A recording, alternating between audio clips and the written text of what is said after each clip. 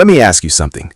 How many times have you watched WWE take the most electric superstar on the entire roster, someone the crowd is losing their mind over, and just stall, delay, pump the brakes, make you wait another month, another pay-per-view, another cheap finish, and you're sitting there, remote in your hand, thinking, if they screw this up, I'm done. Yeah, you know exactly what I'm talking about, because WWE did that with Jacob Fatu for months. They teased it, they dangled it, they had every opportunity to pull the trigger, and they kept flinching. But here's the thing, and this is what makes this story different from every other buried superstar story WWE has written in the last decade. Jacob Fatu didn't wait for permission. The man went out there night after night and made it impossible for WWE to ignore him. And when they finally gave him his moment, when the title was finally raised above that man's head, it wasn't just a championship win. It was a statement.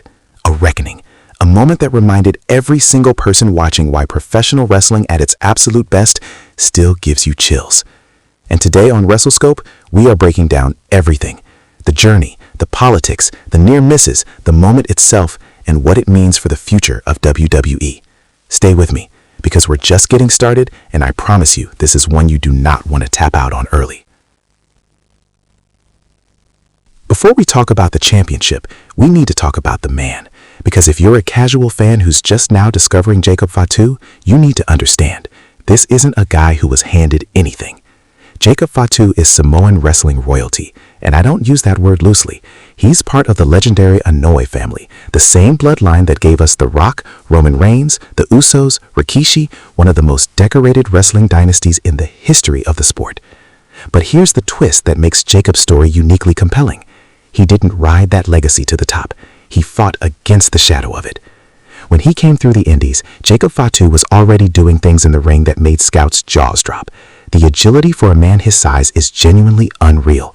We're talking about a 300-plus pound human being hitting moonsaults like it's nothing, throwing super kicks with the precision of a cruiserweight, moving around the ring with a kind of feral, unpredictable energy that you simply cannot teach. He tore through MLW. He was a dominant force everywhere he went. But the question always loomed, when does WWE call? And when they finally did, he didn't show up quietly. He showed up as the muscle behind the Bloodline 2.0, backing Solo Sikoa as the enforcer, the wild card, the most physically terrifying presence in any room he walked into. The fans saw it immediately. This man is a star, not a supporting character, not an enforcer, a main event performer. And that tension between how WWE was using him and what the fans knew he could be is exactly what made the eventual title win feel so earned, so cathartic, so absolutely electric. Now here's where I need you to share this video, because I know I'm not alone in this. Because what WWE put us through before Jacob Fatu got his moment was genuinely almost criminally frustrating. We watched Fatu carry segments. We watched him get the crowd on their feet with nothing more than a stare and a war cry. We watched him deliver in every single environment he was placed in. Premium live events, Raw, SmackDown, it didn't matter. And week after week, the title picture moved around him like he was a planet in someone else's solar system. There were moments, I'm talking specific TV tapings and pay-per-view weekends, where the energy in the building was screaming, "Give this man the belt," where you could feel the crowd willing it to happen. And WWE kept pivoting, kept choosing safer options, kept going back to the established names. And that's the part that should anger you as a wrestling fan, because the whole point of developing new stars, the whole point of the machine is to eventually pull the trigger. You build the rocket, at some point you have to launch it. The delay didn't just frustrate fans, it created a very real risk. In wrestling, momentum is everything, it's currency, and every week you don't capitalize on a superstar's peak moment, you're spending that currency on nothing. Fortunately, and this is the part of the story that gives me genuine hope about WWE's creative direction, they course-corrected before it was too late. When Jacob Fatu's moment finally arrived, when the stars aligned and WWE committed to the story, they didn't half-step it. And that's what makes this championship win stand out from the crowded history of title changes. The build was personal, it was physical, it was layered with the kind of bloodline family drama that WWE has genuinely mastered over the last several years. There was betrayal woven into it, there was a sense that something generational was happening, that we were watching one era end and another one begin in real time. And the match itself? Let's be honest, Jacob Fatu went out there and delivered at a level that silenced every single critic who ever questioned whether he was ready for the main event spotlight. The crowd was unhinged. That energy, the kind you can feel through your screen, was everything. When the 3-count hit, when the referee's hand slapped the mat for the final time, the building erupted in a way that felt genuinely spontaneous, unscripted, real. Because here's the thing about Jacob Fatu that separates him from so many modern WWE champions. He makes you believe it. The intensity isn't performed. The physicality isn't choreographed into safety. There's a wildness to him that makes every near fall feel like it might actually be the finish. That's a rare, rare gift. And when he stood in that ring with the undisputed WWE Championship raised above his head, I don't care who you are. I don't care how cynical you've become about wrestling. That image hit. So now that the moment has happened, now that Jacob Fatu is champion, the question becomes, what do you do with it?